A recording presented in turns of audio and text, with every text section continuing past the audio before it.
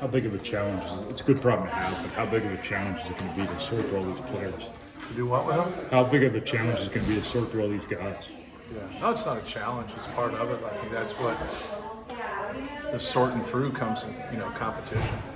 So just every day in practice, those guys, competing against each other and getting better. And yeah, you're going to have to draw a line at some point, but it's part of it. It's what we've worked towards.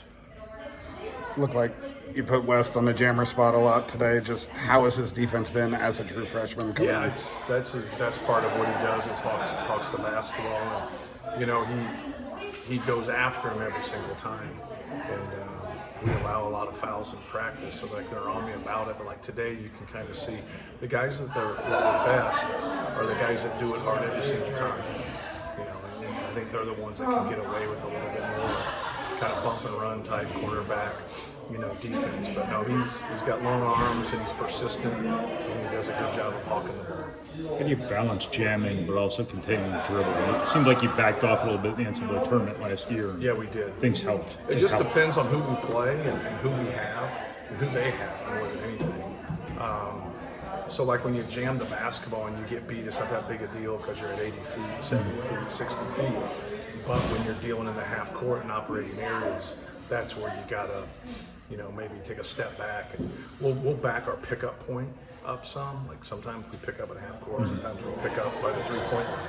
It just depends on who they are. And a lot of those teams that'll work you downhill, that live in the paint, we normally back up on them if we don't have people that are just ultimate. If you have ultimate jammers, guys that can just really, really guard the basketball, then it doesn't matter. You had Omer and Trey together all 3 sessions today. It wasn't intentional. Oh, really? It wasn't? No. I thought maybe it was, just because they haven't had No, so much we time. drafted all 3 games. So. Oh, okay. Yeah, so it's whatever the assistants picked in the draft. So you can go ahead. That kind of ruins the question. I thought maybe it was intentional. No, Because, and I try to do it when I pick it. I try to do that so that doesn't happen where somebody is with somebody but I normally mess it up there. This time it wasn't. I let those guys draft. So whoever was coaching there, that's who picked the teams. But it's also really important for Trey and Omer to get reps together, right? Sure, but it's, when you practice as long as you practice, like they get reps. So. Are you still pretty committed to playing Omer and Braden together a lot? Just letting competition go. Like, not even really worried about we're committed to trying to win the next game. That's what we're committed to. So I think if you lock in and you had 7 to 8 guys that you really liked, I can answer your question, but when you got 12, it's a little bit different, right? Because now we can have a lot of different matchups, a lot of different lineups. But when you have depth and people think to use depth, it's a little tricky because you're still going to play your best players in the game. And that's what you have to keep in perspective. A lot of people think the deeper that you go, the better you are. And at times that's true, but at other times it can't take away from guys, that need to be on the court most of the game. For people seeing Oscar Clough for the first time and your eyes are drawn to him, it's just from the stands you could hear it. What has that been like for you to have him kind of assimilate to this program? Yeah, more than anything, just his ability to rebound. He's a better rebounder than anybody else we have. And anytime you can do something better than anybody else on the court, and it means as much as rebounding does, you're going to find your way.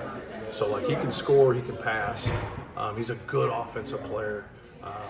But he's a great rebounder. Even some of the ones he doesn't get, he keeps alive.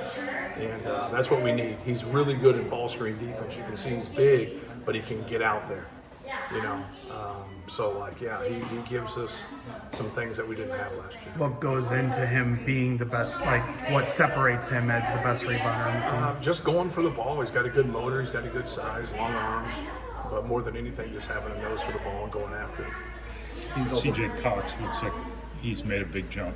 Yeah, he's played well. What have you seen from him that's different from where he was a year ago? More than anything, his teams have won in practice. He's got our best record in competitive drills in practice, and he's not a high volume guy, but yet you want him to shoot a little bit more. He's got a good shot, he's got a good pull up. He's consistent, shows up every day, like you know what you're getting from him.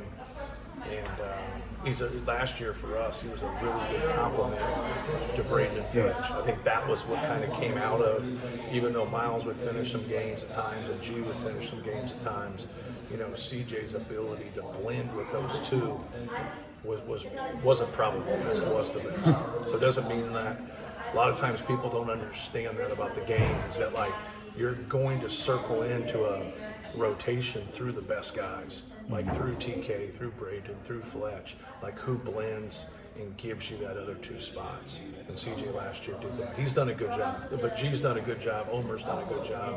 A little bit different learning curve as they've been here last year, but it's a good problem to have right there. You've had some pretty competitive exhibition games the last couple of years. Yeah. Is that, is this a great opportunity for this team to like get the intensity level up to where it needs to be for the regular season? More than anything, it's the game that helps you in your first road game, right? So when we go to Alabama, like now we're hoping that game helps us, just so we get into a hostile environment. We play an elite team, and then now we play another elite team like Alabama. Obviously, Kentucky's an elite team, but when we play Alabama, now everybody's been through that. You've been in that hornet's nest. You've been in a sellout like we did at Arkansas, like we did at Creighton, and because that's always what they say, like, you come to our place, we'll come back to yours. And like, no, we'll just come to your place, because the whole thing for us is to try to make improvements, to try to get better, but also prepare us for the season and what's coming our way. When you may not scout the same for that type of game, but like in the game, do you kind of let them find themselves a little more than you would like in a regular season? You might call a timeout quicker, or do you try to keep your process the same? The process is the same. Our preparation is not the same, but our process is the same. So I think that piece of it is just kind of, you're morphing, you're trying to morph into a good team. Like, you know what I mean? And so like now, adversity and issues aren't the worst thing in the world. Now, once it counts, it is, right? Like, and so you want things to, we do it in practice sometimes. We'll do a 15-minute segment defensively and we'll change something. And then you tell PJ, just throw the kitchen sink at us. Like, give us everything you got. Break us in two here. So now we have film of just breaking down in these areas. And now when we go to watch film, it's easier to fix things when you're watching yourself versus watching somebody else, because now you can't run and hide. You can't sit there and say, well, Noob did it, and it wasn't me, and if it was me, that shit wouldn't have happened, because that's the way young people think. Now it is you, and now it's like, okay, here's what we said to do, that didn't happen, or it happened and it didn't happen at the level. Sometimes they're trying to do what they want, but they might not embrace the physicality, or they might not be quick enough. And so like that really, really helps growth. And, if you just like blast people, you have a couple inter-squad games, you just blast people in exhibition, you blast people in your first two games, and now you go into that, like what? Like what's your reference points to Houston game? Right. That was a long time ago. Yeah. And it wasn't the same team. So, We saw a couple of you guys got anything? These dudes here will just dominate. Huh? You have any questions? No, I'm with those. You're with them? Yeah. Go So ahead. as AP's preseason #1 team, do you feel like, I know you spoke about the motivation and preparation has been pretty thorough, but do you feel like, because there's this kind of target on your back because of that rating, is there anything extra you guys do? But there's been a target on our back. Like, we've had a lot of court storms. We've been #1 in the country for it in the past 5 years.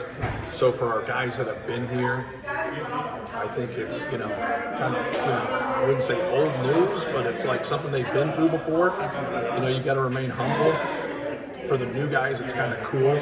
It was such a big deal a long time ago from a recruiting standpoint, right? Like, it's like, oh man, this is really helping recruiting. I don't know about that anymore. It does put you at the top of the game. We hope for a long time, and that helps you, coming on that ticker every single time.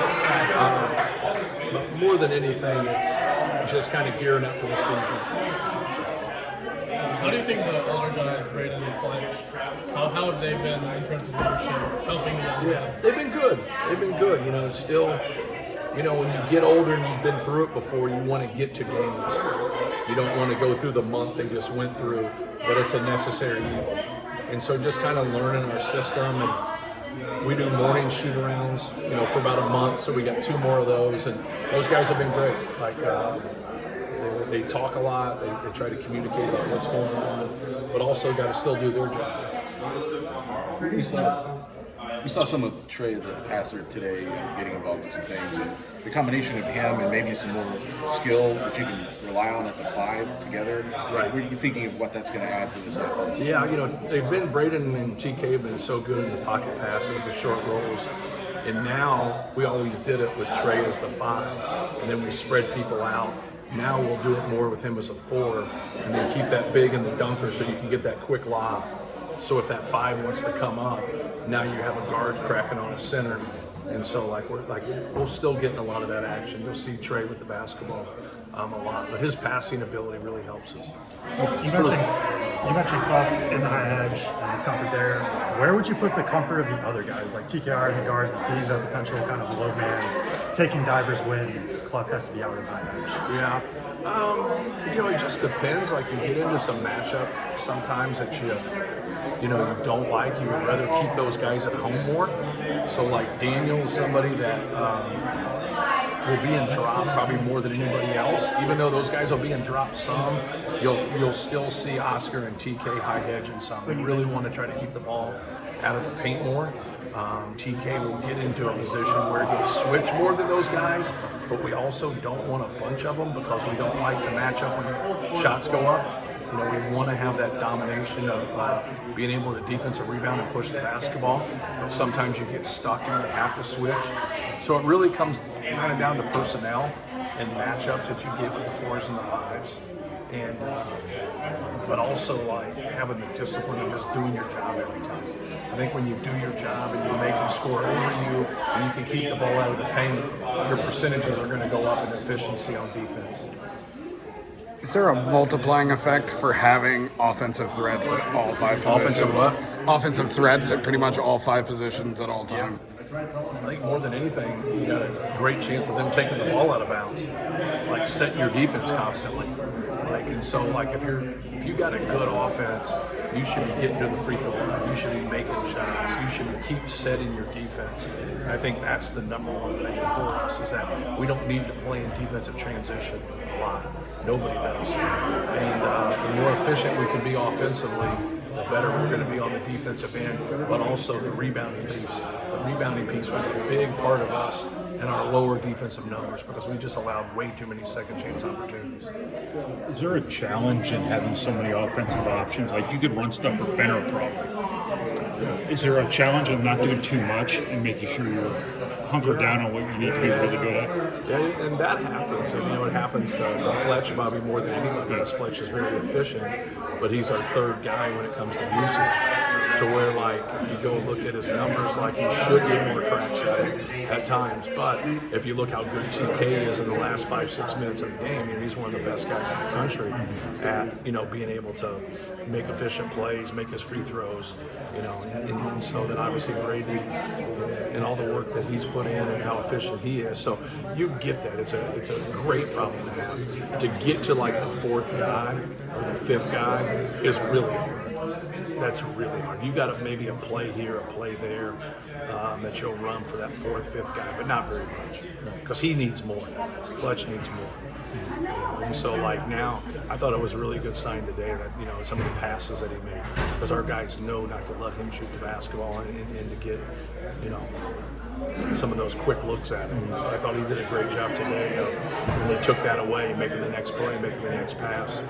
And that's what you want. You know, that's what you want from a good player. Are you seeing a more aggressive Jakari this year defensively? And is some of that just, I guess, the natural 2nd-year comfort level? Yeah, just doing a better job. I think more than anything for him is he's done a better job containing the dribble. That's where a lot of our issues are for the perimeter guys. Is can we keep the ball in front of us? And I think that's, we can be in help, but if we live in help, it's just going to be too hard. Like, we can't, and what's going to happen is we're going to play some really good teams and we're going to outscore them, and then those guys are going to think it's all right. But about 20% of your games that you play, no matter who you are, the ball doesn't go in. So can you grind out those victories? Can you be able to do it? And that's going to be a telltale for us. It's not when we got it going. It's when we don't have it going. When we're better in those other areas to now be able to, tough out a win. You've been named the 2026 recipient of the John R. Wooden Coaching Award. Just what are your thoughts on being a recipient of that award and what it means to you? Honored, obviously, Coach Wooden and what he meant to Purdue and being a 3-time All-American, and then obviously his great run at UCLA and probably the greatest coach in college basketball history. So, yeah, great award. We've had good players, and when you've had good players and you've had good teams, it's more of a team award than it is an individual award. I know they're giving it to me, but I'm yet to see a really good coach with bad players, right? Yeah. You see good coaches because they have good players, so it's more of a tip of the hat to all the good players we've had in our program. Gotcha.